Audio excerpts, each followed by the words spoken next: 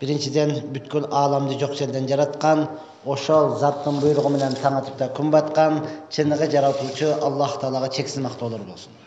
Жана пайгамбарыбызга жүрөгүбүздүн эң эле төрүнөн чыккан салаваттар жана саламдар болсун. Мактоо жана салаваттан кийин Аллах Таала сиз биздин ушул убакка чейин кылган ибадатыбызды толугу менен кабыл кылып, пендечилик кылып, билип билбей кылган күнөөлөрүбүздүн бардыгына түп тамыры менен кечирген болсун. Чындыгында Аллах Таала мээримдүүлөрдүн мээримдүүсү, Аллах Таала ырайымдуулардын ырайымдуусу, Аллах Таала кечиримдүүлөрдүн кечиримдүүсү. Аллах Таала эзелтеден бар, анын башталышы жок. Аллах Таала ар дайым болуучу, анын аягы жок. Аллах Таала тирүү, ал эч качан өлбөйт. Аллах Таала ар дайым туруучу, ал эч качан уктабайт. Аллах Таала ырыскы берүүчү, аны эч ким кайтара албайт. Аллах Таала мына ушундай улуу зат, Аллах Тааланын улуктугу чексиз.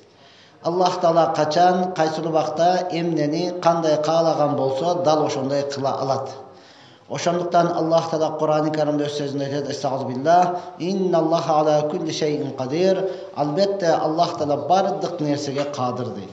Чынында эле Аллах Таала бардык нерсеге кадыр. Аллах Таала кааласа жазды кыш кылат, кышты жаз кылат. Аллах кааласа асмандан кар жаадырат, кааласа мөндүр жаадырат, кааласа жамгыр жаадырат, кааласа кар жаадырат, кааласа эч нерсе дагы жаадырбай коёрат. Ал ушундай улуу зат. Ушундай улуу болгон Аллах Таала сиз биздерди жок жерден жаратты, кычыраган күч берди, акыл эс берди, өңү түс берди, ушунчалык сулуулук берди.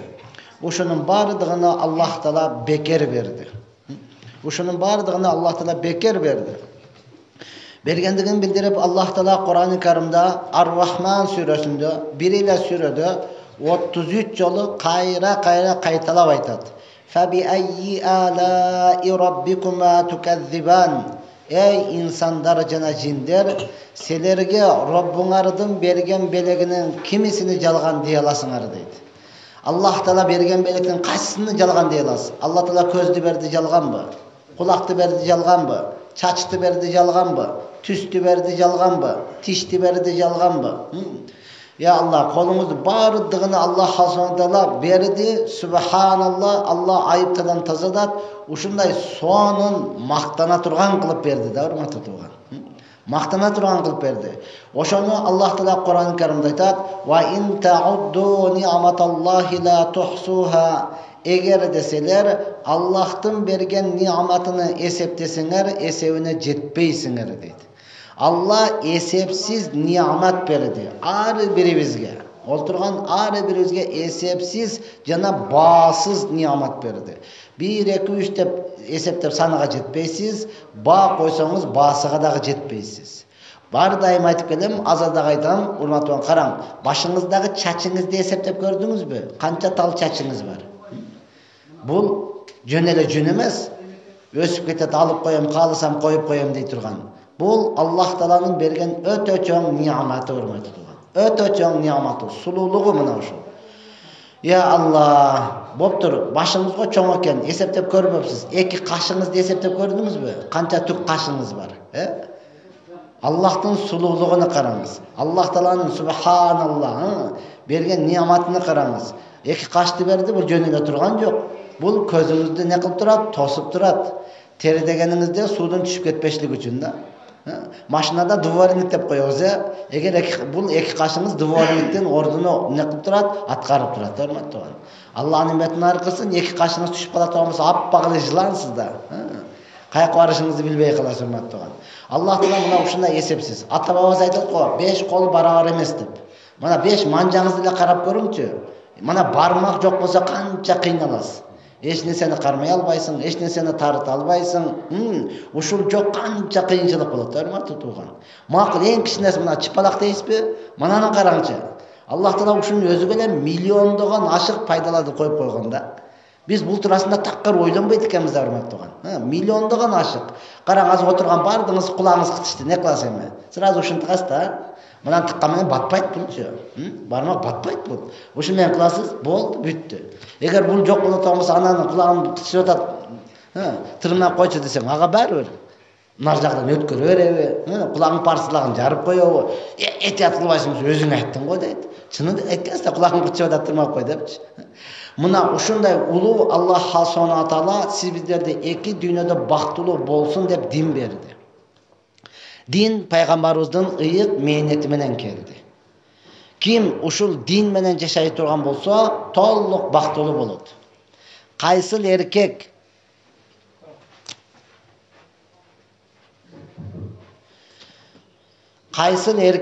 дин менен жашай турган болсо, алган аялы сөзсүз бактылуу болот. Кайсыл аял дин менен жашай турган болсо, күйөөсү сөзсүз бактылуу болот. Кайсыл эркек аял экөө тең дин менен жашай турган болсо, балдары сөзсүз бактылуу болот. Кайсыл эркек аялдын балдары дин менен жашай турган болсо, ата-эне сөзсүз бактылуу болот. Кайсыл жерде жүргөн болсо баш көтөрүп жүрөт, кайсыл жерде отурган болсо кенен отурат, кайсыл жерде сүйлөй турган болсо оозуну толтуруп кенен сүйлөй алат. Кенен сүйлөй алат урматтуу. Бүгүнкү күнү канчалаган аталарыбыз инсульт болуп ооруканада жатат. Неге? Баласынын кесепетинен. Канчалаган апаларыбыз инфаркт болуп атат. Неге? Кызынын кесепетинен урматтуу. Ошондуктан Аллах Субхана Таала өзү Кур'ан-ы Каримде Аср сүрөсүндө Алла өзү касам ичип айтат. Вал аср, вакытка касам. Же болбосо заманга касам. Аллах Таала бардыгын өзү жараткандыктан каалаган нерсеси менен касам ичип айта алат. Мусулман адам гана Аллах менен касам иче алат урматтууган, башка эч ким менен касам иче албайбыз. Чыныгы касам Аллах менен. Эми Аллах каалаган нерсеси менен касам ичип айтылат. Атка, вакытка, заманга, эмнени күнгө кайсыны каалай турган болсо, Аллах Таала кыямат күнүгө касам ичип айтылат. Ошол Аллах Кур'ан-ы Каримде касам ичип айтат. Вал аср, заманга касам, вакытка касам. Иннал инсана лафи хуср. Инсанияттын бардыгы күндөн күнгө төмөн даражага түшүп баратат. Жалпы инсаният күндөн күнгө банкрот болуп атат. Жалпы инсаният күндөн күнгө бактысыз болуп баратат. Аллах касам ичип айтып атат урматтууган. Бирөөгө меники жалган айтса, өлөйүн агар дейсиз го. Өлүп кетейин. Мына неге аны айтып атасыз? Алкыны ишендириш үчүн да урматтууган. Алла Таала бизди ишендириш үчүн касам ичип айтып атат. Иннал инсана лафи хуср. Инсанияттын бардыгы күндөн күнгө бактысыз болуп атат. Күндөн күнгө банкрот болуп атат. Күндөн күнгө төмөн даражага түшүп баратат. Күндөн күнгө утулуп жатат. Жалпы инсан. Эми ошолордун арасынан Аллах Субхана Таала ийгиликке бараткан, бактылуу болуп бараткан, ушундай жеңишке жетип бара жаткандарды Алла Таала өзү бөлүп айтат. Иллаллазина аману. Банкрот болгон жок, бактысыз болгон жок. Кимдер? Иллаллазина аману. Иман келтиргендер. Аллахка, периштелерине, элчилерине, пайгамбарларга, китептерге, кыямат күнүндө өлүүдөн кийин тирилүү чындык экендигине, жакшылык жамандык Аллахтан экендигине иман келтиргендер, булар бактысыз болбойт. Булар банкрот болбойт. Булар күндөн күнгө төмөн даражага түшпөйт. Ушулар гана ийгиликке жетет. Болду, иман келтирдим деп койсоң эле, жок урматтууган. Ва амилус салихат.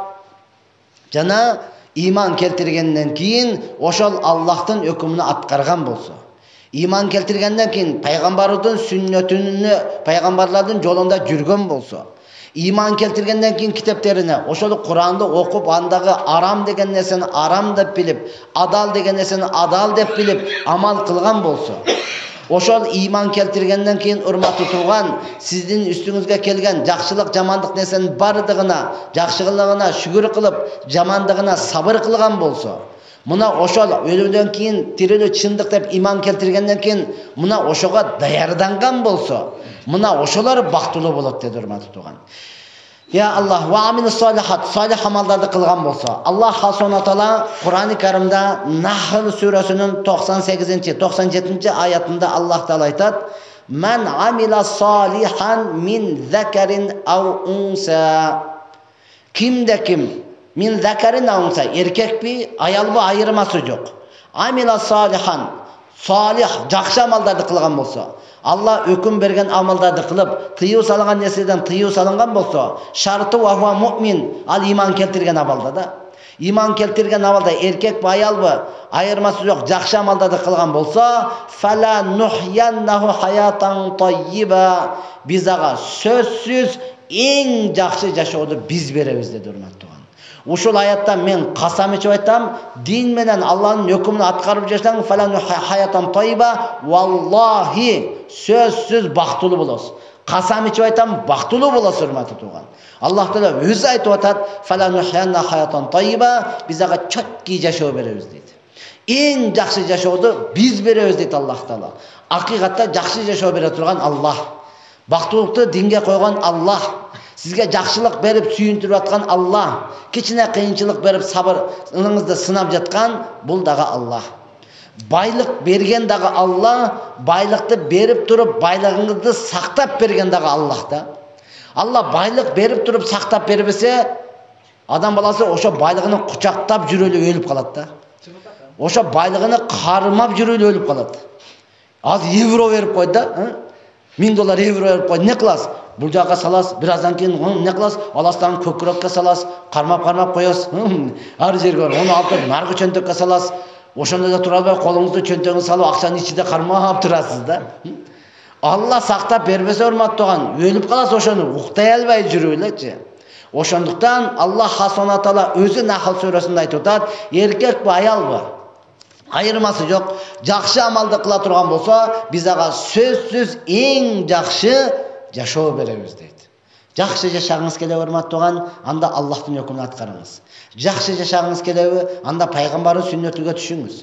Жакшы жашагыңыз келеби, анда күнөөдөн алыс болуңуз. Жакшы жашагыңыз келеби урматтууган, анда өзүңүздүн нафсиңизди тыйыңыз. Нафсиңизди тыйыңыз. Бир адамга намаз окубайсызбы десем, желание жок дейт. Айттым, сизде эмес, менде деле жок дедим. Онда неге окуп атасың дейт. Айттым, Аллах өкүм берген. Акимус-сала, намазды тургузгула деп өкүм берген, ошон үчүн окуп атам. Бизде желание бар, башка нерсеге бар да, эки-экиден жетелешип жүргөнгө бар. Бизде бар желание урматтуу турган, башка жакка барганга бар да. Ошон үчүн Алла Таала арам кылган. Некен Аллах Таала ошон үчүн арам кылган. Эгерде эми урматтууган Аллах Таала Ал-Аср сүрөсүндө касам ичип айткан, банкрот болуп аткан, бактысыз болуп аткан адамдардан алысыраак чыгайын дей турган болсоңуз, ва амилус салихат, анда сөзсүз салих, жакшы амалдарды кылышыңыз керек. Ал амалыңыз Аллах Таала өкүм бергендей, пайгамбарыбыз хадисте көрсөткөндөй болуш керек. Эгерде ал амалыңыз ата-бабаңыздан калып келе жаткан, салтка айданып калган, динсиз, бидаттан боло турган болсо, анда сактаныңыз, анда качыңыз урматтуу тууган. Бүгүнкү күнү Кудайга шүгүр, элде талап көп, жалпы айланып жүрөбүз. Эң көйгөйлүү маселелер, эң жалпы Кыргызстанды ойго сала турган ысрафкерчилик. Жалпы инсаниятты дегеле жаш жигиттерибизди өзгөчө чет өлкөдө жүргөн, иштеп жүргөн балдарыбызды кыйнай турган бидат, шариатта жок нерсени кылгандыгыбыз, жалпы сиз биздерди не кылган, өкүндүрүп жаткан мына ошол нерселер урматтууган. Ошондуктан сиздин амалыңыз пайгамбардын сүннөтүгө эричиген болсо, анда сиз буюрса бактылуусуз. Анда сиз ийгиликке күндөн күнгө жетишип баратасыз. Жок, ата-бабабыз ушундай кылып келген, оны ниет кылып алдым эле мен десеңиз, анда болбойт. Бир досубуз мен улак беришим керек дейт. Улак беришим, кой, ошондон көрө жетимдерге бер, ошондон көрө кыйналгандарга бер десем, мен ниет кылып алдым эле, мен сөз берип койдум эле дейт. Айланып кетейин досум, сен канча жолу Аллахка сөз бердиң го? Болду, мен намаз окуймун. Болду, ниет бар, даватка чыгам деп сөз бердиң го? Чыкпайсыңбы эми? Намазың окубайсыңбы? Жок, ниет бар. Болду, муну деле ниет бар деп коюп жүрө бер. Ниет бар, улак беришим керек деп жүрө бер. Өлүп калгачам. Жооп бербесем болот, шунусуну берип коеюн дейт да. Макул берди урматтууган, неге десем, ат үстүндө улакчылардын дуасы кабыл болот дейт. Эми албетте алтын кур койду да, машина койду, алтын кур койду. Бул нерсени айтпасам болбойт урматтууган. Эми ар бир адам бактысы экен да палбандынчы. Бирок машинаны да алтын курга бир палбан таштады, бирок ол жыттанып жүрөт. Өзү ичип алган. Өзү ичип алган урматтууган. Эми ошонун дуасы кантип кабыл болсун? Ошонун батасы кантип тийсин эми урматтуу тууган. Ошондуктан ва амилус салихатка келгенде урматтуу тууган, салих амалдарды кылмайынча, сиз пайгамбарыбыз саллаллаху алейхи вассалам сүннөт жолуна түшмөйүнчө эч качан ийгиликке жетпейсиз. Бакул иман келтириңиз, салих амалдарды кыла баштадыңыз, жетиштүү болобу? Жок. Ва тавасау бил хакка. Акыйкатка өзүңүз дагы не кылышыңыз керек? Насаат кылышыңыз керек. Акыйкат өзүңүз кылган жакшы ишке калганын дагы чакырышыңыз керек. Аллах Таала товфик берди, мүмкүнчүлүк берди. Жан бар жерде каза бар жейт. Биздин дагы атабыз каза болду, мен өзүмдөн атам каза болду, бир тууган агам каза болду. Эми акыйкатка чакырыш мына ушунчалык өлүмгө барабар. Акыйкатка чакырыш колго чокту кармаганга барабар. 3-тük, жылдык, 40-тык жок десем аксакалдар пышырып жеп коюн деди да, мен өзүмдүчү. Жылкы сойбосоң өзүмдү жейин дегенге чейин барды да. Эми акыйкатта урматтуу тууган, пайгамбар саллаллаху алейхи вассалам айткан, акыры кыяматка жакын динди кармашлык колго чокту кармаган менен барабар деген. Чокту колуңузга карамасаңыз, колуңуз күйөт. Чокту колго кармасаңыз, колуңуз күйөт. Кармайын деп жерге коюп койсоңуз, чок өчүп калат. Өчүрбейин десеңиз, колуңуз күйөт. Акыр кыяматка жакын ушул учурда урматтуу тууган, динди акыйкатты айтышлык, акыйкатты колго кармашлык дал мына ушундай. Күйгүзүп берет да. Күйбөгөн жерим күл болду дейсиз го. Мына ушундай болот урматтуу тууган. 3-тük, жылдык, пайшембелик, 52-лик, 7 бул такыр жок нерсе шариятта. Кылдыңыз муну тутуган, анда сиз бидаат кылдыңыз, ысраф кылдыңыз, шариятта жок нерсени кылдыңыз. Бул жерде сизге күнөө болушу мүмкүн, сооптон бир дагы үмүт жок. Сооптон бир дагы үмүт жок. Албетте бидаат кылдыңыз, ысраф кылдыңыз, ысраф арам шариятта урматтуу тууган, кыямат күнү жооп бересиз. Мына ошондой ачуу нерсе, мына ошондой ысык нерсе, кармайын десеңиз күйөсүз, болбосо эмне кылат урматтуу тууган, кармабайын десеңиз өчүрүп аласыз. Мына ошондон пайгамбарыбыз атавасау бил хак, акыйкатка бири-бириге насаат берген, акыйкатка айткандар гана бактылуулукка, ийгиликке жетишет. Болду, сиз машалла иман келтирип, жакшы амалдар кылып, акыйкатка чакыра берсеңиз эле болдубу? Жок, сиз акыйкатка чакыра баштагандан кийин эмне болот? Атавасау бис сабр, сабырдуулукка дагы. Азыр мен айтканым канчага жаккан жок да. Bir azdan keyin kağızlar kelmesi oldu. Biz sizi şunçalık kütsök, siz bizge jakpadыңыз депчи. Biz sizden başka nerseni ümit kıldık ile siz dağ takkır başka nerseni aytıp saldınız. Siz bizde kapa kıldınız degenler bolot hurmatlı tuğan. Hakikatta din üçün kapa bulağı, din üçün jagağı jakpayбы, men aytpasam dağı bir adam aytış gerek. Men жеткирбесем дагы bir adam жеткириш керек. Эгер мен дагы макул деп эле чыкпай эле, бая көзүм көрбөсө аркам бөрү жесин деген нерсе бар го. Ошондой эле кылып кете бере турган болсок, жок, эртең жооп берип калабыз урматтуу тууган. Ошондон бизде элибиз атабызда жакшы сөз бар. Айткандын тили жаман, ыйлагандын көзү жаман депчи. Айтсак тили жаман экен дешиңиздер мүмкүн. Ватава бис сабр. Ошону Аллах Таала Кур'ан-ы Каримде айтат, мындай нерсенин бардыгына сабыр кыласың. Мындай нерсенин бардыгына сабыр кыласыз. Иман келтириңиз, жакшы амалдарды кылдыңыз, калгандарды жакшылыкка чакырдыңыз. Эми сизге ар тараптан сыноолор келе баштайт. Эми сизге ар тараптан сөздөр келе баштайт. Эми сизге ар тараптан жемени уга баштайсыз. Ушулардын бардыгына сабыр кыласыз, анан бактылуу болосуз. Ушунун бардыгына тишиңиздин кирини шоруп чыдап бересиз, анан бактылуу болосуз.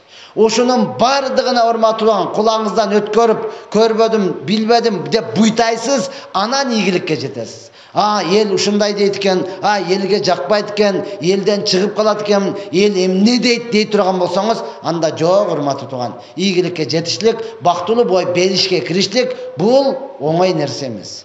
Оңой нерсе эмес. Албетте эл эмне дейт? Эл дей берет. Элдин озунда элек жок. Ата бабабыз эзелтен айтып кеткен. Союздун учурунда илимдүүлөрүбүз бар болгон, көп болгон, бирок аят хадисти ушинтип олтуруп алышлыкка мүмкүнчүлүк берилген эмес. Ошондон Кур'анда деп айтса камалып кеткен, хадисте деп айтыла турган болсо иштен айдалып кеткен, соттолуп кеткен. Ошон үчүн ата бабабыз Кур'ан, хадистен учкул, накыл сөздөрдү алып туруп, сиз бизге макал иретинде айтып берген. Өтө терең сөздөрү жатат урматтуу тууган. Ел осында елек жоқ. Ақиқатта Musa aleyhisselam kelamullah. Allah Taala menен түзмө-түз сүйлөшкөн пайгамбар болгон, билебиз. Ошол коом менен баратып, коомдун алдына кетип баратса, эл сүйлөдү. Ана Мусаны кара, теке бер. Алдыга чыгып алыптыр. Пайгамбар болсо мына элге аралашып жүрбөйбү? Текеберленип элдин алдында кетип атат ана. Текебер, пайгамбар мындай жөнөкөй эле кичипейил болуш керек да, туурабы? Туура айтасың. Жетип Муса алейхисалам өзүгө жетти да бул сөз. Элдин алдында жүрсөм болбойт экен. Ала эл менен жүрөйүн деп элдин арасыга кирип алды эле, эл дагы сүйлөдү. Ананы кара. Коркок. Пайгамбар болсо ушинтип жүрөк элдин арасында. Же алдыда жүрсүн, же аркада жүрсүн. Тура. Ел кетти, бул дагы Муса алейхисаламга жетти. Элдин арасында жүрсөм дагы жакпайт экен. Аркада жүрөйүн деп, аркада жүрсө, эл дагы сүйлөдү. Ананы кара, койчуга окшоп. Пайгамбар болсо алдыда жүрбөйбү, же эл менен жүрбөйбү, малай дегенде аркада айдап алып кетип атат. Бул эмнени башчы кылат? Алды азыр каяка кирип кетет? Ошону жол көрсөтүп жүрбөйбү? Тура. Бул дагы жетти да. Ана Муса алейхисалам Аллахка кайрылды. Я Алла, эл мен ушундай деп сүйлөп атат. Алдыда жүрсөм теке бер дейт, ортодо жүрсөм коркок дейт, аркада жүрсөм койчу дейт. Не кылайын деди да Аллах Таала айтты. Муса, бул элиң мени сүйлөйт, анан сени коюп коебу деди да. Эл не деп сүйлөйт? Кудайдын бар экени чын болсо, бардыгына бирдей карабайбы дейт. Эл не деп сүйлөйт? Эгер бар экени чын болсо, бардыгына бирдей бербейби? Бар экени чын болсо, неге мени мынтип майып кылып койду? Бар болсо, чын болсо, манандай эле кылбайбы? Деп эл Аллахты дагы сүйлөйт экен да. Ушунчалык жок жерден жаратып, кычыраган күч берип, акыл эс берип, өңү түс берип, ушунчалык сулуулук берип, динди берип, бактылуу бол десе дагы, эл мына ушундай сүйлөйт экен, урматтуу туган. Мына ошон бардыгына ватавасо бис сабыр кыласыз, урматтуу туган. Тишиңизден кирини шоросуз. Караңгы жерге кирип алып ыйлайсыз. Эми урматтуу туган, албетте иман келтирдиңиз, жакшы амалды кылдыңыз, жакшылыкка чакырдыңыз, жакшылыкка чакырсаңыз, ал ошол жакшы көргөн адамыңыздан сизге зыян келет. Сизге ыза жетет. Сизге жаман сөз келет. Ошонун бардыгына сабыр кыласыз. Эми сиз ийгиликке жетиш үчүн пайгамбардын сүннөтүн кармашыңыз керек. Пайгамбар салам сүннөтү кандай? Жалпы инсаниятты чын жүрөктөн жакшы көргөн. Пайгамбардын сүннөтү. Жалпы инсаниятты чын жүрөктөн пайгамбарды сүйгөн, жакшы көргөн, сүйгөн. Мейли ал диндеби, мейли динсизби, айырмасы жок. Иман келтирдиби, же келтире элекпи, айырмасы жок. Пайгамбардын бардыгын бирдей чын жүрөктөн сүйгөн. Ошондон сахабалар айтат, эң жакын мени көрсө керек депчи. Жок, эң жакын мени көрсө керек. Сен мага жылмайып сүйлөйт. Мага деле жылмайып сүйлөйт. Же сага мындайраак болсо керек. Мага мындай деп сүйлөйт деп. Ар бир олтурган адам не дейт эле? Пайгамбарыбыз мени эң жакшы көрөт дейт эле, урматтуу туган. Акыйкатта пайгамбарыбыз жалпы инсаниятты жакшы көрөт эле. Эми караң, пайгамбар өмүрүндө ыйлап жүрүп гана, дуа кылып жүрүп гана өттү да. Неге? Эң жакшы көргөн адамга барса, ошол пайгамбардын бетиге түкүрүп атпайбы? Эң жакшы көргөн адамга барса, ошол пайгамбарыбызга иза берип атпайбы? Эң жакшы көргөн адамга барса, ошол пайгамбарыбызды жинди деп атпайбы? Эң жакшы көргөн адамга барса, ошол пайгамбарыбызды бакшы деп атпайбы? Эң жакшы адамды көрсө, ошол пайгамбарыбызды жетим деп атпайбы, урматтуу туган? Анан не дейт? Кимге айтасың эми? Жакшы көргөн адам болсаң, ошол бетиңе түкүрүп салды. Кимге барып арызданасың? Айтайын десең айтат, эң жакшы ошону көрөт элең го.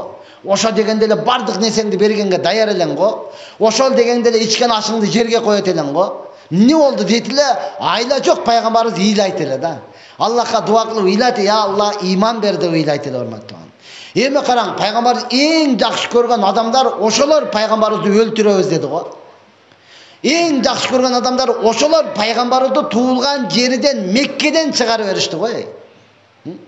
Чыгып кетти, пайгамбар Мадинага кетти, иман машалла, адамдар канча адам динге келди. Кийин Меккеге келген учурда пайгамбарыбыз бир-бирден кармап алып эзе турган учурда, жекеме-жеке тутуп алып туруп өч ала турган учурда, тизип алып туруп, жалпы элге шерменде кыла турган учурда пайгамбарыбыз не деди?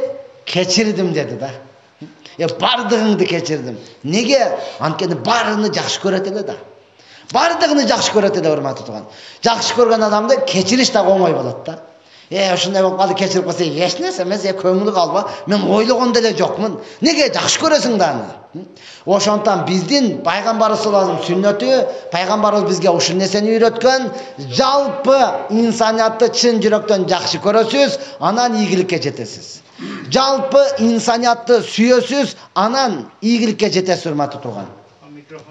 Урматтуу туугандар, биз эгер Аллах Куранда айткан ийгиликке жетебиз десек, биз бактылуу болобуз дей турган болсок, анда не кылабыз? Пайгамбарыбыз саллаллаху алейхи вассаламдын сүннөтүнө толугу менен биз жетишибиз керек, пайгамбардын сүннөтүнө аткарышыбыз керек. Пайгамбардын сүннөтү кандай экен, урматтуу тууган? Мына ушул жалпы инсаниятты.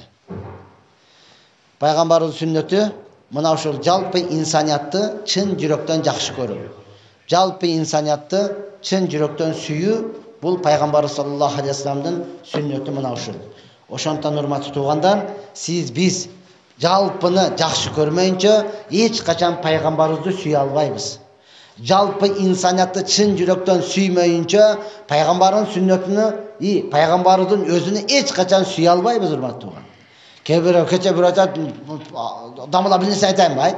Мен пайгамбарыбызды түшүрүмдө көрдүм дейт. Абу Жахил пайгамбарыбыз бирге отурган эле. Абу Лахаб бирге жүргөн эле, урматтуу тууган. Не болду? Жыйынтыгы дозок болду. Жыйынтыгы дозок болду. Сен түшүңдө көрүшүп аяктан, түшүңдө бирге отурсаң деле, пайгамбардын сүннөтүгө эришмейинче эч качан ийгиликке жетпейсиң. Эч качан, урматтуу тууган, сен пайгамбарды сүйө албайсың. Пайгамбарыбызды сүйө албасаң, Аллахтын өкүмүнө толук аткара да калбайсың.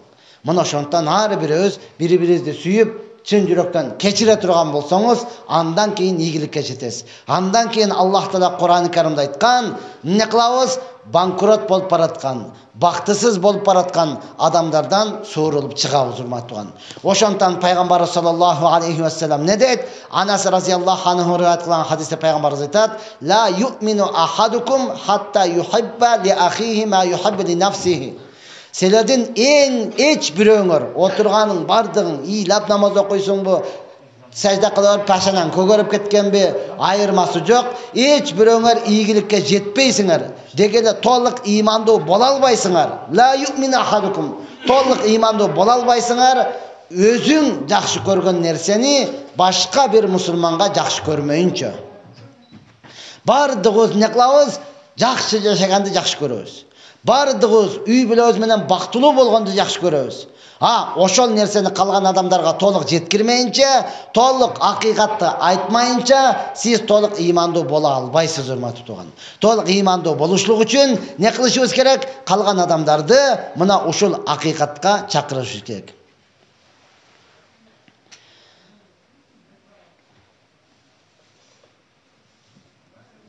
Абу Дарда разияллаху анху айтат: "Ин ши'тум ла ансаханна лакум." Эгер кааласаңар, мен силерге насаат берейин дейт. Абу Дарда разияллаху анху. Эгер кааласаңар деген сөз, албетте угуп, амал кылабыз десеңер, анан насаат берейин, анан айтайын. Болбосом жок. Ата бабабыз бул сөз айтат го, сууду сиңген жерге сеп депчи. Сиңбесе жок, ысыраф кыласың.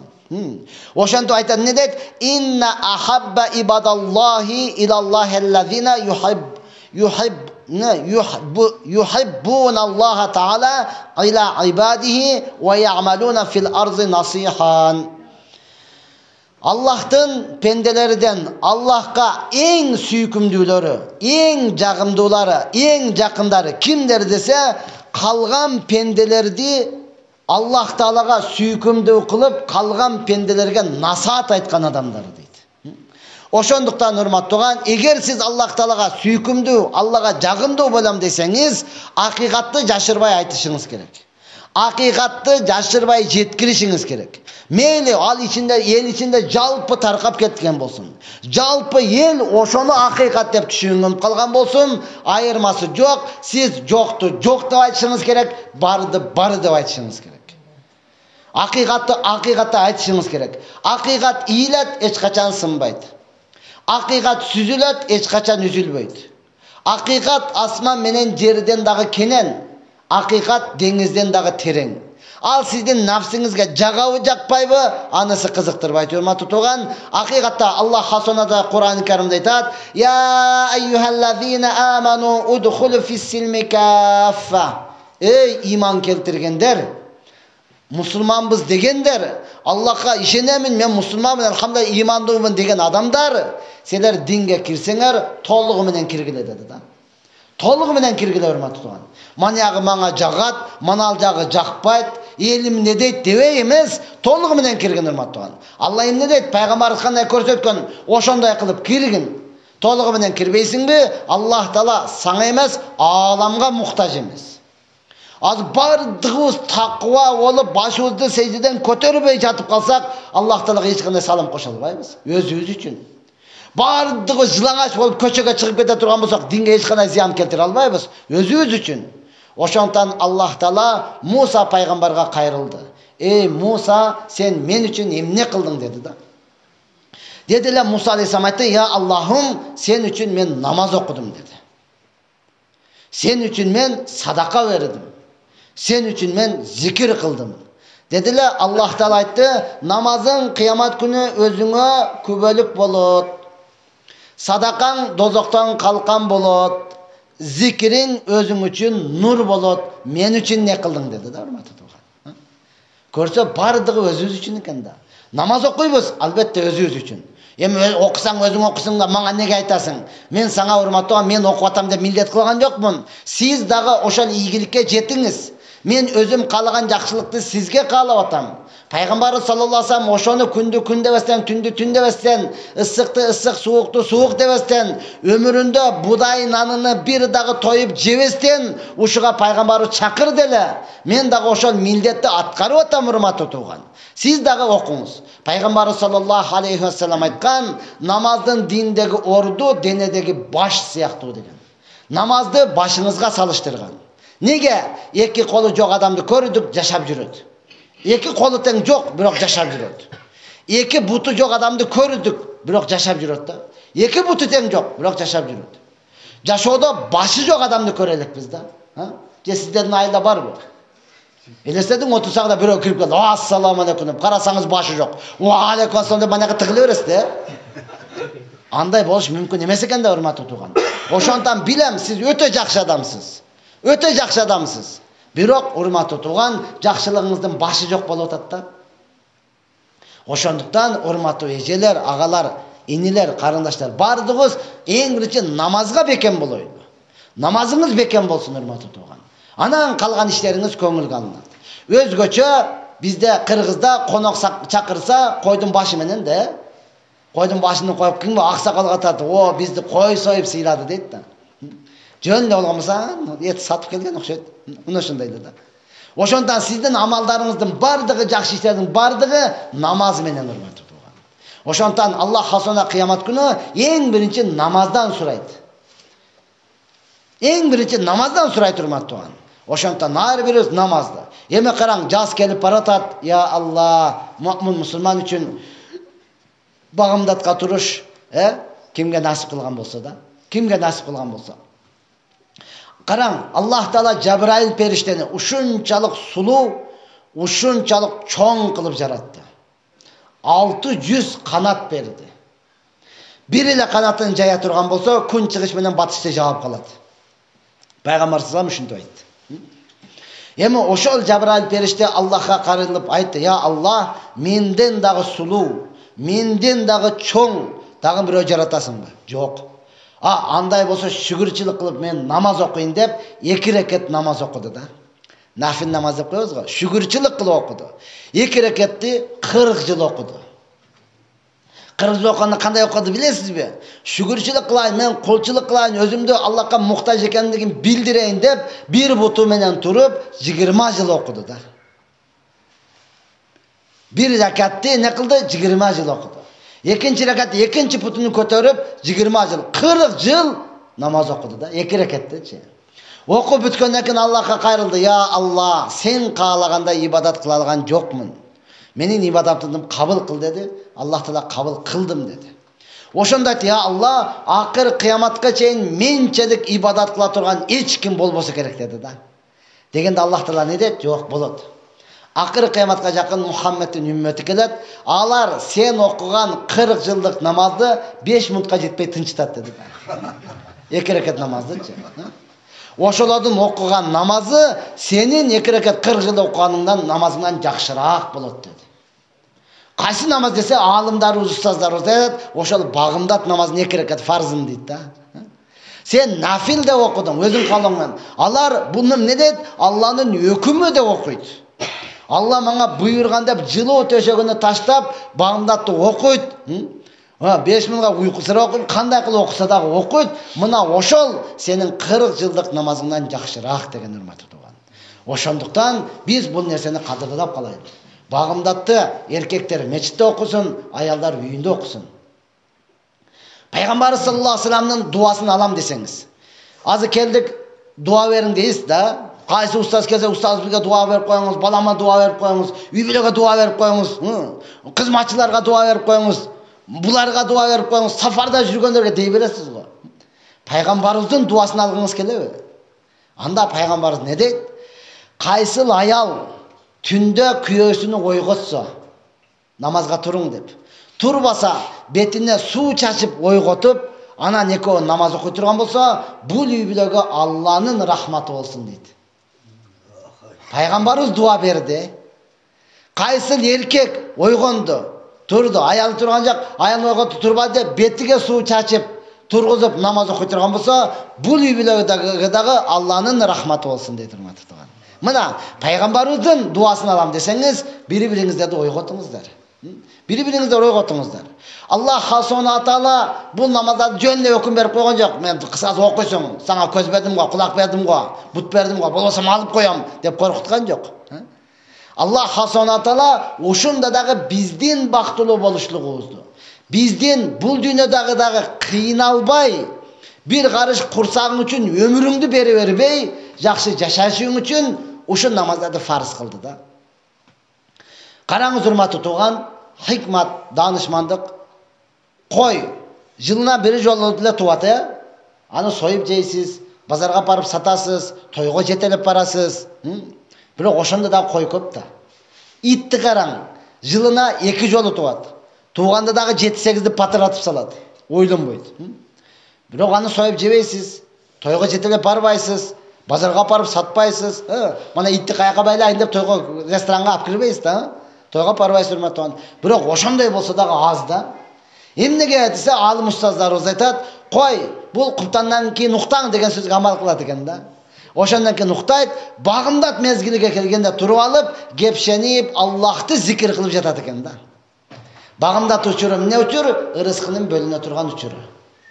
Болду, эми буга ырыскы бөлүндү, бул ойлонбойт экен, урматтуу. Союп жесең деле, базарга барсаң деле, тойго жетелеп барсаң деле, бул көбөйө берет. Неге? Ырыскысы бар, берекеси бар. Көбөйө берди да. Эми итти караң, ит өз аты менен ит экен да.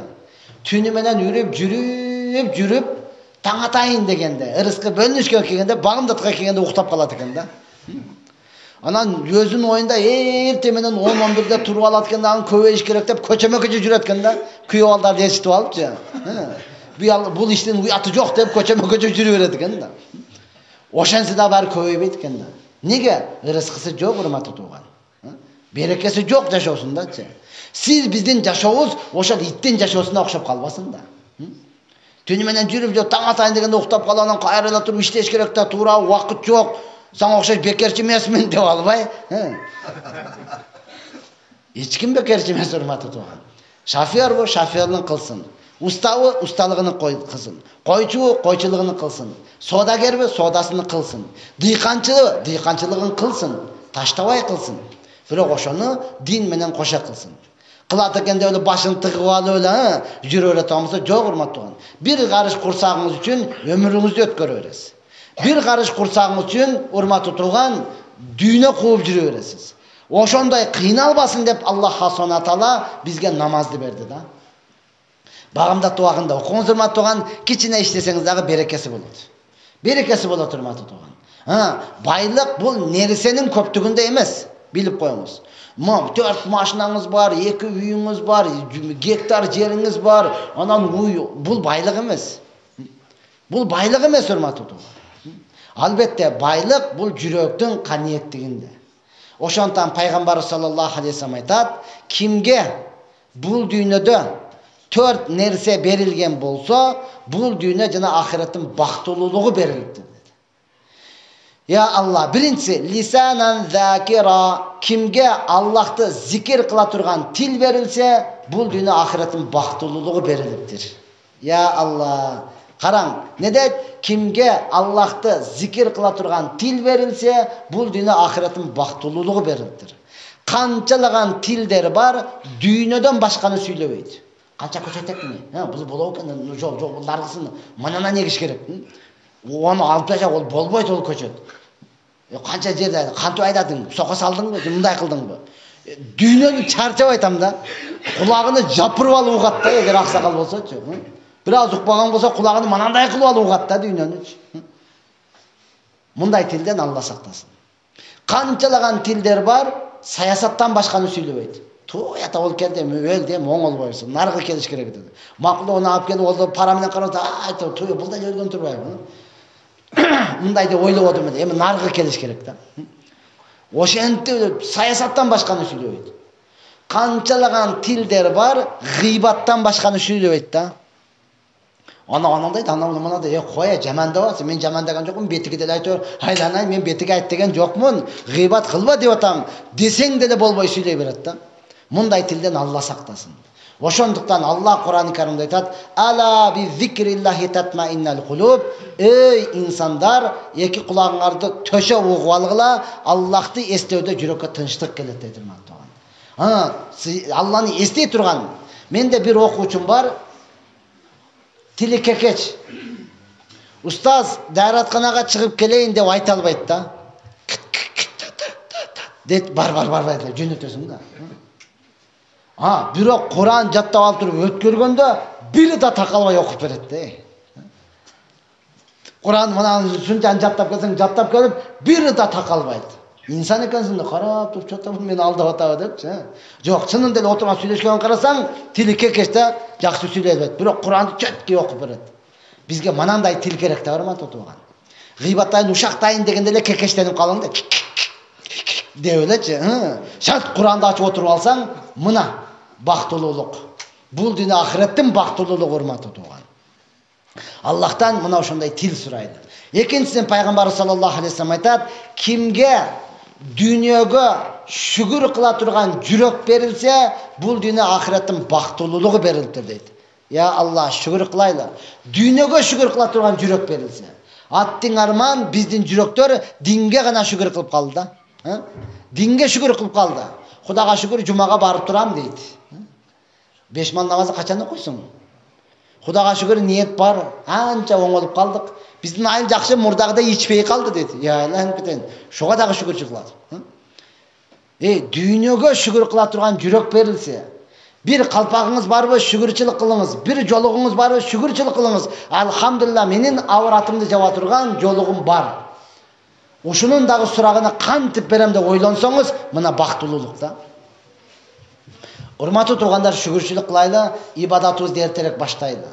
Мындай заман дагы качан келет, Алла гана билет. Алла гана билет. Өтө сонундор, өтө сонун заманда жашап атабыз. Кудайга шүгүр, каттуунан жебей калдык. Сиз эмес, итиңиз дагы жебей калды го. Жыттап туруп, каттуу кенеп кетип атат, ысык сууга салып, жибитип берип атасыз. Кудайга шүгүр, жөө баспай калдык. Пияда баспай калдык. Сиз эмес, уюңуз дагы баспай калды го.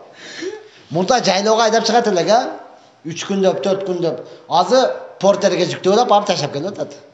Портер бар, сен уяп түш керек деп элечи. Базарга таң эртең менен туруп айдап барат элек да. Атабыз уйду сатыш керек десе, таң эртең менен туруп айдап барат элек. Азыр эмне кылат? Портерге жүктөп алып барып коет. Уйлары дагы үйлөнүп калыптыр, Портерди апарып токтосоңуз, өзү секирип чыгып атат. Чота бир жака барат окшойбуз депчи. Дагы не керек? Алхамдулилла, жамак кийбей калдык, Мана отурган жаш кишинин бардыгы бир дагы жамак көрбөйбүз да. Мурда наскини жамап кийет элек. Пайпакты жамап кийет элек да. Пайпагың бар, 2 пайпагың, экөө тең жыртык. Согончогу менен таманы жыртык. Жамандап көрүп срочно бир жака чакырса не кылат элек? Бирөөсүн тескери кылып кетет элек. Мындай кылып кетти дагы, экинчиси мындай кийсең не кылат? Жаманып калат эле да. Согон көрүнбөйт эле. Ошо бойдон бара берет элек, Чоңураак колунда балдар көрүп туруп айтат эле, инем, ана бүтүнү сыртыдан кийсең депчи. Ой, ичидеги жана жыртык экен билбейт эле да. Майлы деп коесуң. Ошондой кылгын, ошентип кийет өзү деп, ол бизге акыл айтат эле да. Кудайга шүгүр, бүгүн жамак кийим кийбей калдык. Дагы деле шүгүрчүлүк жок да, урматтаган. Ошондон пайгамбарыбыз не дейт? Кимге дүйнөгө шүгүр кыла турган жүрөк берилсе, бул дүйнө ахиреттин бактылуулугу берилиптир. Ана жаштарга айтсаңыз, азыр таң калат. Биз машак терет элек, Будайын башын терип жанчат элек десең, булар акылга сыйбайт ал нерсе. Ушундай сонун заманга келдик да. Ошондон ата бабабыз не дейт? Кедейди көчкөндө көрү дейт. Az aranızda ең кедей ким? Ошону көчүрүп көрүңү де, бир камаз толо жүгү чыгат да. Дагы эле мына ошону көтөрүп жүрөт, Мен салып коем кетип калсын бирөө толо. Башка кимди айтат элем депчи. Ошондон урматтуу туугандар, шүгүрчүлүк кылайлы. Анан 3-үчүсү пайгамбар саллаллаху алейхи вассалам айтат, кимге ибадатка сабыр кыла турган дене берилсе, бул дүйнө ахиреттин бактылуулугу берилиптир. Канчалаган дене бар, дүйнөнүн кыйынчылыгына сабыр кылат да.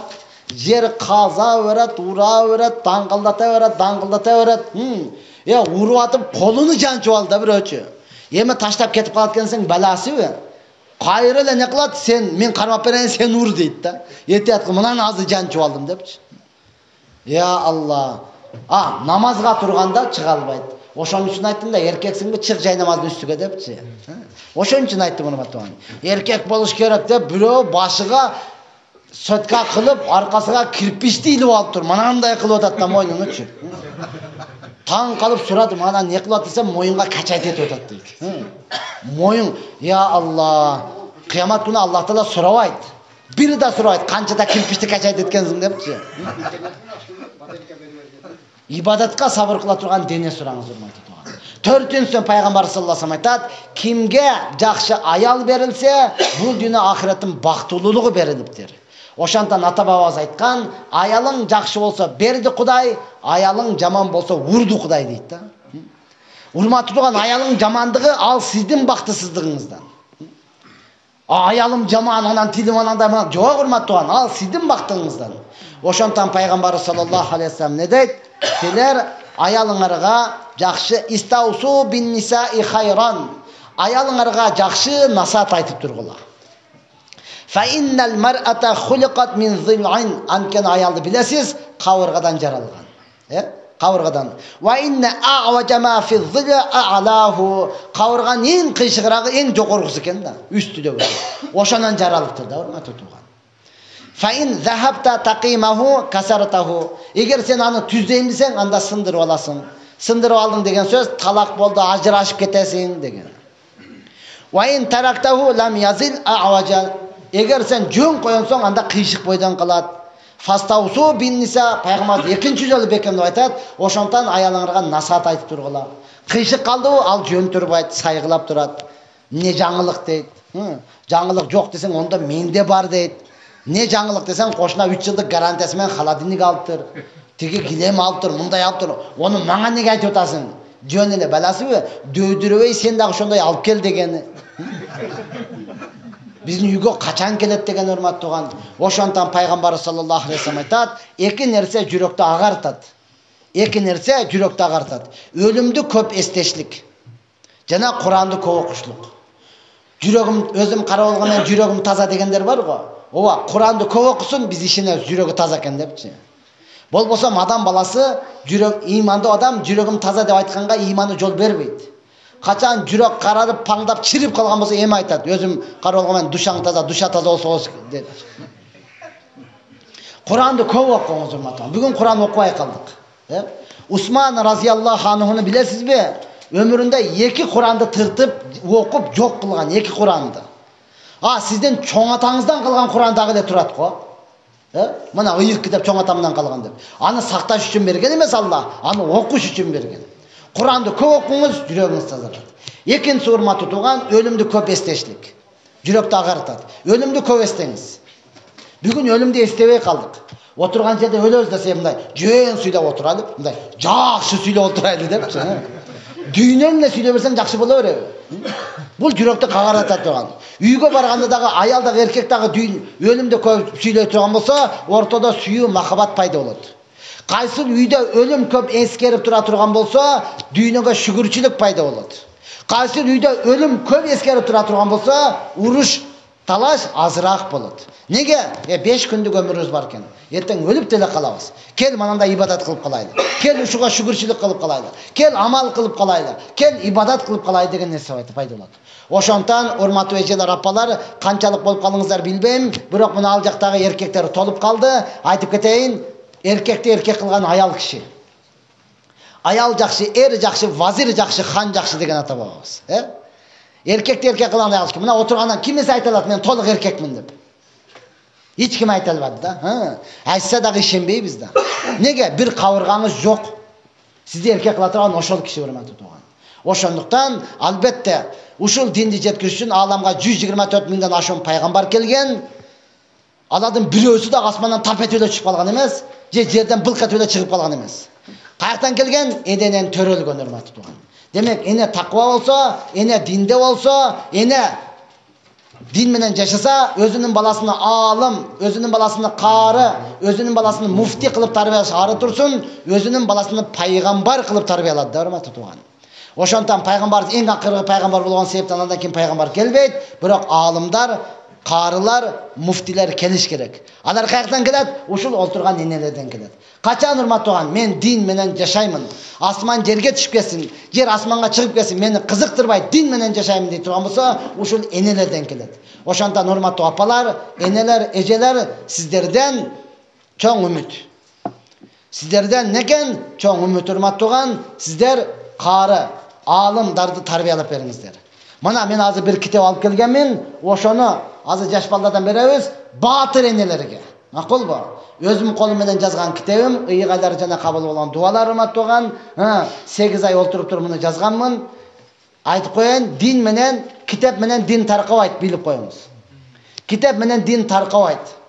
Таркай турган болсо, бардыгыбыздын үйүбүздө азыр Куран бар да туурабы? Бир эмес 2-3төн бар го. Үйүңүздө din барбы анан? Жок да. Kitap менен таркабайт. Din kalem менен таркабайт, кадам менен таркайт да, hurmatly tuğan. Караң, ошону жазыш үчүн менде 8 ay убактым кетти. 8 ay отуруп алдым, эч жака чыкпайчы. Жазып Кудайга шүгүр чыгып койду. Азыр окуган адамды карасаң, жатып алып окуп атат да. Сонун китеп экен депчи. Анан кантип дин таркайт? Анан кантип дин жетет, hurmatly tuğan? Ошондон калем эмес, кадам менен. Кадам менен басып ар үйгө барыш керек. Кадамдын өзү менен да эмес. Ар үйгө басып эле жүрө берсең болбойт. Ата бабабыз айткан, башың иштебесе, буту колдун шору деген. Курбанчылык менен, hurmatly tuğan. Өзүңдүн жаныңдан иштешиң керек анан. Курбанчылык менен өзү менен дагы таркабайт. Ага ихлас кылышыңыз керек. Мына ошондон hurmatly tuğan, апалар, мына мен азыр китебимди бердим, батыр энеге. Макулбу? Мына жаш балдарга бериңиз, апарып кайсыл батыр эне боло турган болсо, ошого берсин. Бактыяр деп ичинде жазылып турат, Кудай буйрса, ошого мен атымдан батыр эне. Балдарды көбүрөөк тарбиялап, бизге өстүрүп бериңиздер. Алымдар, карылар сиздерден чыгат. Кудайга шүгүр, жаштарыбыз бир канча динге келип калды, ошолордон чыгат. Эми урматтуу туган эжелер, апалар, Аллахтын өкүмү, Алла сиздерди жакшы көргөн. Allah sizlerdi hurmattagan. Allah sizlerdi sıylagan. Oşon üçün Allah Kur'an'da hüküm bergen ayaldarga ne dep uzun kiyinip jabınıp жүрсүн. Ayaldarga hüküm bergen Allah Taala. Uzun kiyinip jabınıp жүрсүн. Kaçan köçöge çıkkanda. Kaçan bazarga barganda. Kaçan çoğuçun erkekке aralaşkanda. Üydöçü kalaganda жүрө берсин. Nege? Bul koroleva. Ayal zаты üydögü hanışa. Ayal zаты üydögü padışa. Азыркы тил менен айтканда үйдөгү хурем да. Үйдөсүзбү, агоротуңуз тосук, өзүңүздүн балаңыз, өзүңүздүн күйөөңүз мененби каалагандай жүрө бериңиз. Уруксат. Оозуңузду кып-кызыл помидор кылып боеп алың үйдө. Уруксат. Көзүңүздү капкара жүзүм кылып боеп алың. Уруксат. Чачыңызды тымелеп пушкин кылып салың. Уруксат. Kıska kiyinip aldın. Kerek bolsa kiyinbey koyun uyдөчү. Уруксат, hurmatly tuğan. Hakikat. Эми караң, sizge күлкүнүчтүү болгону менен шариатка кирип атат да. Шариатка кирип атат. Ne дейт? Кайсыл бир Çoğuçun erkek gelip darvazadan şıkalap karasa közünü oyup algın deydi de. Nege? Bul uyda Karelova жашап атат.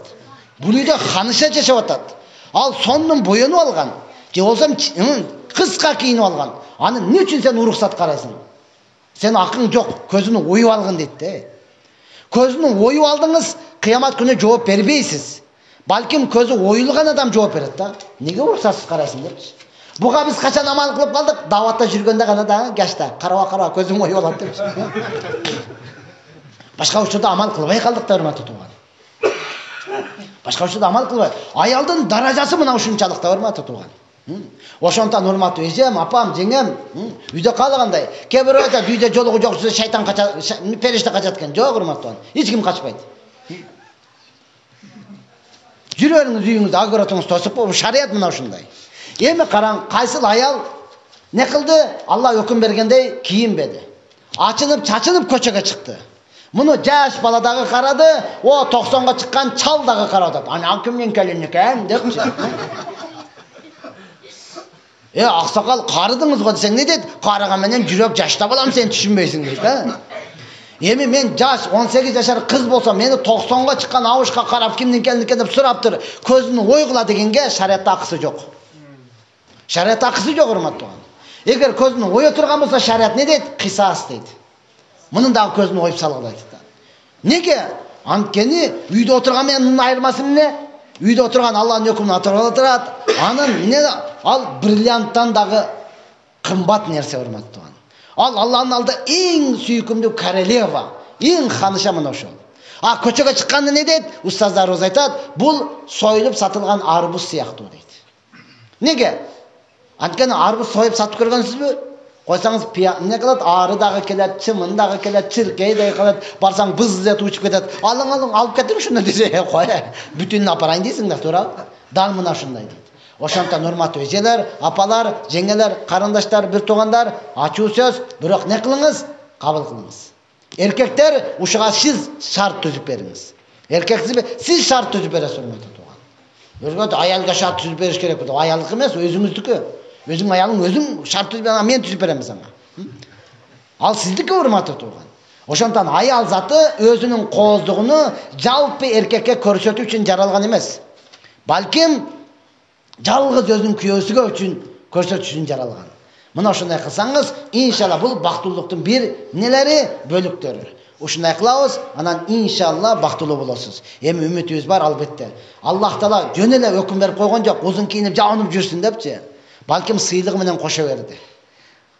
Не дейт? Алымдарыбыз айтат, кайсыл аял узун кийинип жабынып жүрүш бул Аллахтын өкүмү экен деп узун кийинип жабынып жүргөн болсо, Алла Таала бул аялга бул дүйнөдө эле бейиштин салкындыгынан бир үзүм салкын берет дейт. Бейиштин салкындыгынан бир үзүм салкын берет. Кайсыл аял жок мага жакпайт деп кыска кийинип, ачынып, чачынып жүрө турган болсо, Алла Таала ал аялга бул дүйнөдө эле дозоктун ысыктыгынан бир үзүм ысык берип коет деди. Канча чечинсе, канча кыска кийинсе дагы ошончолук ысыйт, ошончолук жүдөйт экен да. Ошого таң калат экен аналар чүмкөнүп алганына депчи. Ысыбайбы, жүдөбөйбү деп. Аллах ага бир өзүм салкын бергенин билбейт ал. Макул, күн ысып кетти, жаз келди, ысык дедиңиз, тер дедиңиз, бирок билип коюң, кабыр мындан дагы ысык. Дозок мындан дагы дем, мындан дагы ысык да, урматтуу тууган. Ошондон Алла сиздин даражаңызды көтөрдү. Я Алла, ислам дини берген укукту эч бир жин бербейт. Аллах Таала ушунчалык аял заттын укугун көтөргөн. Диндин душмандары не дейт? Эркек менен аялдарды тең укуктуу кылабыз дейт. Буга түшүнбөгөн аялдар макул деп алышкан. Жок, анда аялды кор кыласың, урматтуу. Анда аялдарды корбойсуң. Алла Таала караң, не деди? Бардыгыбыз биребиз, бирок амал кылбайбыз да. Ал жаннату тахта aqdamil ummahat. Бейиш энелердин таман астында деп койду го. Мындан өткөн укук барбы? Мындан өткөн даража барбы? Акыр кыяматка чейин таппайсыз. Касам ичип айтам. Валлахи таппайсыз. Бейиш атаңдын чокусунда деген хадис таппайсыз. Атаңдын башында бейиш деген бир жерден таппайсыз да. Бирок бейиш энеңдин таман астында деп койду го. Мындан өткөн укук болобу? Эми караң, эненин даражасы атадан 3 эсе жогору турат. Пайғамбарымызға bir адам келді, Алланың елшісі, мен енемді урматтаймын ба, атамды урматтаймын ба? Енемді сыйлаймын ба, атамды сыйлаймын деді. Пайғамбар не деді? Енеңді урматта, енеңді сыйла деді. Екінші жолы сұрау ушул эле жол. Üçüncü жолы сұрау ушул эле жол. Төртүнчү жолы сураганда атаңды урматта, атаңды сыйла деді да. Ененің даражасын 3 есе жогору койду. Бирок дин менен жашаган энелерибиз, дин менен жашаган апаларыбыз балдарды кандай тарбиялады? Ey балам, атанын сөзү ок, эненин сөзү бок. Атаңа антип сүйлөбө деп тарбиялады да. Бул дин менен жашаган. Ошондон союз таркап жаткан учурда дин менен жашаган апаларыбыз ыйлаган экен. Ана аталарыбыз сураган экен, неге эми кыйынчылык болуп балдар ашка калат, кантип багам деп атасыңбы? Дегенде, жок, башын чайпап, мен карыдым үчүн ыйлабаймын, мен кадырым үчүн ыйлаймын деген экен да, урматтуу. Мен курсагым үчүн ыйлабаймын, мен кадырым үчүн ыйлаймын. Эми аялдардан кадыр түшө баштайт деген экен, урматтуу. Ошондон кадырыңыздарды түшүбөстөн динге бекем туруңуздар, иншалла. Аялдар, я Алла, акыркы айта турган сөзүбүз, пайгамбарыбыз саллаллаху алейхи ва саллям эң сүйүктүү кызы Фатима энебиз. Салман Фарси разияллаху анху айтат, пайгамбарыбыз менен бир күн отурсак, пайгамбарыбыздын сүйүктүү кызы Фатима үйгө кире калып, босого отура калып эле Фатима энебиз ыйлай баштады. Пайгамбарыбыз сурады, ey кызым, сага эмне болду? Ey кызым, сени ким тарынтты? Сени ким капа кылды дегенде, Фатима энебиз айтып атат, Алланын элчиси, мен эч ким тарынткан, эч ким капа кылган жок. Бирок мен кечинде күйөө балаңыз Али менен сүйлөшүп отуруп, оозумдан жаман сөз чыгып кетти. Күйөө балаңыз Алини тарынтып капа кылып алдым. Андан кийин кечирим сурадым. Кечирип коюңуз, билбей айтып алдым. Кечирип коюңуз, оозумдан чыгып кетти. Кечирип коюңуз, экинчи кайталабаймын. Кечирип коюңуз, тамашаладым эде. Ушинтип 72 жолу кечирим сураганымда күйөө балаңыз бир аз жылмайып койду. Бирок мен коркотам, акыры кыяматта абалым кандай болот деди да. Дегенде пайгамбар саллаллаху алейхи ва саллям айтты Фатима кызыга, ey кызым, эгерде сен күйөөүң Алини наразы кылып дүйнөдөн өтө турган болсоң, мен сага жаназа намаз окубаймын деди да. Аял затынын күйөөсүгө баш ийүүдөн дагы жакшыраак ибадат бар экенин каяктан билесиң деди, урматтуу тууган. Ошондон урматтуу эжелер, апалар, жеңелер, күйөөңүз турмушка чыктыңызбы, сиз ата-энеңиздин жоопкерчилигинен кутулдуңуз. Ошого тапшырган, ошого баш ийесиз. Ошого баш ийесиз. Албетте, кайсы нерседе? Ибадатта. Күнөөдө баш ийүү жок. Мага арагап кел десе, пошол деп айтың. Урганга, сөккөнгө эркектин акысы жок. Мага насыбай алып келчи деп өзүң алып ал керек болсо деп. О, тилиң узарып калганбы дегенге сиздин акыңыз жок. Чүнтү күнөөдө баш ийүү жок. Соопта гана баш ийүү. Мына ошондуктан пайгамбар саллаллаху алейхи ва саллям кызы Фатиманын вактынчалык дүйнөсүн ойлогон жок, ахиретин ойлоду. Ошого айтып атат, күйөөң Алине наразы кылып өтсөң, мен сага жаназа намаз окубаймын деп айтып атат. Ким? Алиби, чакырчы берака деген жок. Отур арман этти. Азыр пайгамбардын кызы десем, ил бою келип алып кетет деген жок. Анын ахиретин ойлоду. Ошондон урматтуу аталар, кызыңыз бар, ахиретин ойлоңуз. Макулду? Тапшырдыңбы, сен ошол жактасың.